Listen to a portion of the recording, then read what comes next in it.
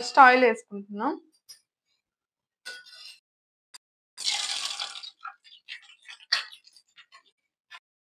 కొంచెం సాల్ట్, కొంచెం కారం వేసుకోవాలి. ఆమ్లెట్‌ని 2 వైపులా కాల్చుకోవాలి. ఆమ్లెట్లు వేసుకున్నాం కదా! పక్కకు తీసుకొని గ్రేవీ తయారు చేద్దాము కర్రీలోకి. ఆయిల్ హీట్ అయిన తర్వాత చిన్న చిన్న ముక్కలుగా కట్ చేసుకున్నటువంటి ఆనియన్, 2 పచ్చిమిరపకాయలు పొడవుగా తరుగుకున్నవి వేసుకోవాలి. తర్వాత సన్నగా తరిగినటువంటి 3 టమాటాలు వేసుకోవాలి. ఉప్పు, తగినంత కారం, పసుపు ఈ 3 వేసుకొని టమాటా మెత్తగా అయ్యేంత వరకు ఉడికించుకోవాలి. కొంచెం ధనియాల పొడి, గరం మసాలా, ఇప్పుడు తగినన్ని వాటర్ పోసుకొని మరిగించుకోవాలండి గ్రేవీకి. కొత్తిమీర వేసుకుందాం.